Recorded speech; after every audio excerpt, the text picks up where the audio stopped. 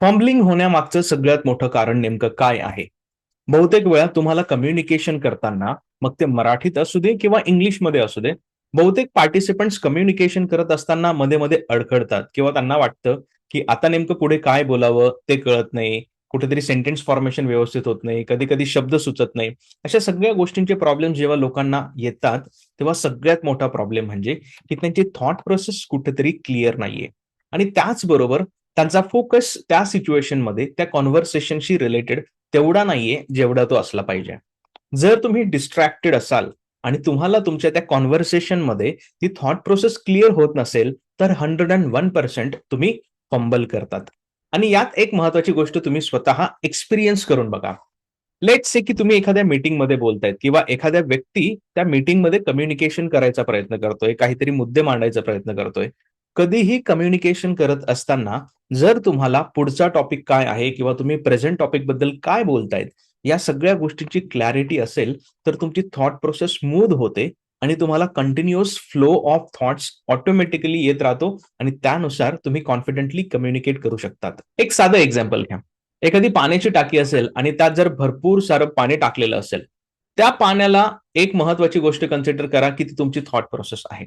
म्हणजे ऑलरेडी तुमच्याकडे भरपूर विचार आहेत. तुम्ही मनातल्या मनात भरपूर विचार करत असतात आणि त्या पाण्याच्या टाकीला जर एखादा टॅप असेल, त्यात जर काही गोष्ट अडकलेली असेल, तर ते पाणी असं थांबत-थांबत बाहेर येईल. ते कंटिन्युअस फ्लोने येणार नाहीये. त्याच पद्धतीने जेव्हा तुम्ही तुमचे विचार मांडतात किंवा इंग्लिशमध्ये कम्युनिकेट करायचा प्रयत्न करतात, इथे सगळं काही आहे. पण जेव्हा तुम्हाला ॲक्चुअल कम्युनिकेशन करायचं असतं, तेव्हा पहिला प्रॉब्लेम तुम्ही ऑब्झर्व्ह करतात, की कुठेतरी तुम्हाला फंबलिंग होतं, थांबून बोलावं लागतं किंवा कधीतरी आपण अडखळतो, शब्द सुचत नाही, आपले सेंटेन्सेस व्यवस्थित फॉर्म होत नाही. कधी-कधी जर सेंटेन्स फॉर्म झालं, तर ते इथून बाहेर निघतानाच आधी मनात डाऊट असतो, की हे करेक्ट आहे की नाही? लोकांनी जर आपली मिस्टेक काढली, तर त्याबद्दल काय? या सगळ्या गोष्टींमुळे तुम्ही तुमच्या आयुष्यात कॉन्फिडेंटली स्वतःला एक्सप्रेस करत नाही आणि त्यामुळे तुमचं फंबलिंग होतं. जर तुम्ही फोकस आणि डिस्ट्रॅक्शनलेस कम्युनिकेशन करायची सवय लावली, तर तुम्ही ऑटोमॅटिकली तुमच्या आयुष्यात एक कॉन्फिडंट स्पीकर नक्कीच बनू शकतात. इंग्लिश ही फक्त एक भाषा आहे. भरपूर लोकांचा हा एक प्रॉब्लेम असतो, की इंग्लिश स्पीकिंग फ्लुएंटली व्हायला पाहिजे. Fluency is nothing but continuous flow of your thought process. तुम्हाला कधीही कम्युनिकेट करायचं असेल, तर एक गोष्ट मात्र लक्षात ठेवायची आणि ती महत्त्वाची गोष्ट म्हणजे, की तुम्हाला कॉन्फिडेंटली कम्युनिकेट करता आलं पाहिजे. लेट्स से की तुम्हाला मी एखादा टॉपिक दिला आणि तुम्हाला सांगितलं, की या टॉपिकवर तुम्हाला काही 5 मिनिटं बोलायचंय. आता तुमच्या एक्सपिरियन्स आणि नॉलेजच्या बेसिसवर तुम्ही त्या टॉपिकवर बोलायला सुरुवातही कराल. तुम्ही 1 ते 2 सेंटेन्सेस बोलाल. पण अचानक तुम्हाला असं वाटतं, की आता याच्यापुढे नेमकं काय बोलायचं? नेमका प्रॉब्लेम कुठे आहे? तुमच्या थॉट प्रोसेसमध्ये. तुमची थॉट प्रोसेस तुम्ही कशी ऑर्गनाइज करतात, हे तुम्हाला शिकणं अत्यंत गरजेचं आहे. फॉर एक्झाम्पल, तुम्ही एखादा इन्सिडेंट जर एक्सप्रेस करत असाल, तर तुम्हाला त्याचं पूर्णपणे नॉलेज आहे, कारण की तो तुमचा एक एक्सपिरियन्स आहे. तर तुम्हाला क्लिअर होईल, की ही एक गोष्ट झाली, त्याच्यानंतर दुसरी गोष्ट झाली, मग तिसरी गोष्ट झाली. यात काय होतंय? तुम्ही chain of events automatically step by step express करतायत आणि त्यानुसार तुम्हाला ते कॉन्फिडेंटली एक्सप्रेस करता येतंय, जिथे फंबलिंग होत नाही. पण तुम्हाला एखादा of the track random topic दिला आणि त्याच्यावर सांगितलं, की आता या विषयावर एक 5 मिनिटं बोला. What will happen? पहिली गोष्ट म्हणजे कुठेतरी तुमची थॉट प्रोसेस क्लिअर नाहीये, तेवढे नॉलेज नाहीये आणि त्यामुळे तुम्हाला तुमची थॉट प्रोसेस जनरेट करता येत नाहीये. कंटिन्युअस फ्लो ऑफ थॉट्स तुमच्याकडे नाहीये आणि मग 1-2 सेंटेन्सेस बोलल्यानंतर तुमचे फिलर्स मध्ये-मध्ये यायला लागतात. फिलर्स म्हणजे काय? अ, आ, असं काहीतरी आपण म्हणतो जेव्हाही तुम्ही असं करता, तेव्हा कुठेतरी तुमचा माइंडसेट, तुमचा ब्रेन एका लूपमध्ये जातो आणि तो लूप म्हणजे की आता विचार करावा लागेल, की पुढचं सेंटेन्स काय सांगायचं आहे. आणि त्या वेटिंग पिरियडमध्ये जितक्या लवकर तुम्हाला तो पुढचा थॉट येईल, तितक्या लवकर तुम्ही तो वेटिंग पिरियड ब्रेक करतात आणि ब्रेक करून मग तुम्ही पुढचं सेंटेन्स सुरू करतात. हे मॅक्सिमम टाईम कधी होतं? जेव्हा तुमच्याकडे एखाद्या गोष्टीचं नॉलेज नसतं किंवा त्या गोष्टीची इन्फॉर्मेशन नसते, तेव्हाच नेमकं हे होतं.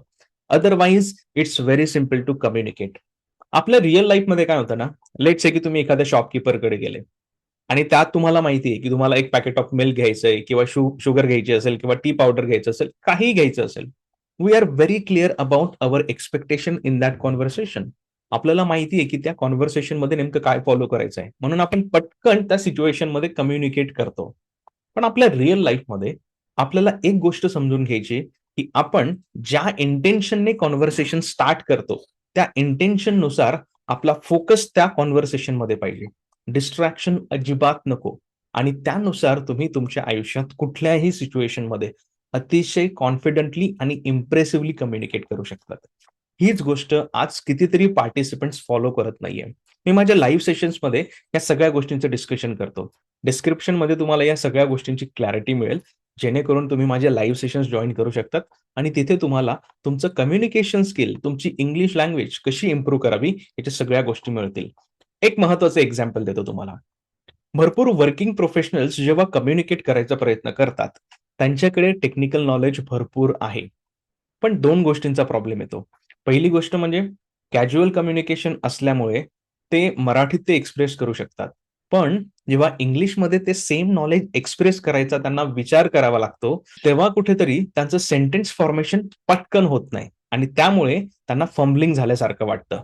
अजून एक महत्वाची गोष्ट, काही सेंटेन्सेस बनवताना त्यांना हे कळत नाही की कशा पद्धतीने ते शब्द, जे वर्ब्स आपण म्हणतो, ते सब्जेक्ट वर्ब ऑब्जेक्टमध्ये व्यवस्थितपणे प्लेस केले गेले पाहिजे, जेणेकरून मिनिंगफुल सेंटेन्सेस बनतील आणि त्यांना इफेक्टिव्हली कम्युनिकेट करता येईल. जर तुम्हाला तुमचं सेंटेन्स फॉर्मेशन इम्प्रूव्ह करायचं असेल आणि तुमची व्होकॅब्युलरी बिल्ड करायची असेल, तर माझे लाईव्ह सेशन्स नक्की अटेंड करा, जिथे तुम्हाला त्याची क्लॅरिटी मिळेल. डिस्क्रिप्शनमध्ये तुम्हाला डिटेल्स मिळून जातील.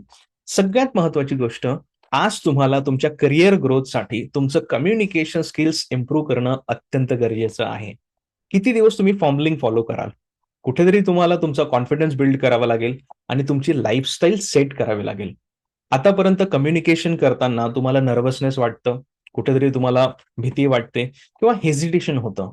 तुम्ही बनवलेले सेंटेन्सेस ॲक्युरेट आहेत की नाही, याचीही कुठेतरी स्वतःला खात्री नसते आणि म्हणून तुमचा सेल्फ कॉन्फिडन्स हा कम्प्लिटली तुम्हाला लो वाटतो. या सगळ्या गोष्टी तुम्हाला कुठेतरी सोडाव्या लागतील. हा जो पॅटर्न बनलाय, हा पॅटर्न कुठेतरी ब्रेक करावा लागेल आणि एकदा का हा पॅटर्न ब्रेक झाला, की तुम्ही तुमची न्यू लाईफस्टाईल स्वतः सेट करू शकतात, ज्यात तुम्हाला कॉन्फिडंटली कम्युनिकेट करता येईल आणि त्याचबरोबर तुमचं इम्प्रेशन समोरच्या व्यक्तीवर ते क्रिएट करता येईल. ही गोष्ट अत्यंत गरजेची आहे. जर तुम्हाला माझा व्हिडिओ आवडला असेल, तर तुमच्या फ्रेंड्स आणि फॅमिली मेंबर सोबत नक्की शेअर करा. कारण की तुमच्या या शेअर केल्याने नक्कीच तुम्ही कोणाची तरी मदत करू शकतात आणि अशाच इंटरेस्टिंग व्हिडिओसाठी, तुमचं कम्युनिकेशन स्किल्स इम्प्रूव्ह करण्यासाठी खाली दिलेली बेल आयकॉन प्रेस करा, माझ्या चॅनलला सबस्क्राईब करा आणि त्याचबरोबर तुमच्या फ्रेंड्स आणि फॅमिली मेंबर सोबत सुद्धा नक्की शेअर करा. मग भेटूया आपल्या नेक्स्ट व्हिडिओमध्ये, ज्यात एक नवीन टॉपिक घेऊन तुम्हाला काही महत्वाच्या गोष्टी शिकायला मिळतील. Thank you so much. Have a great time ahead.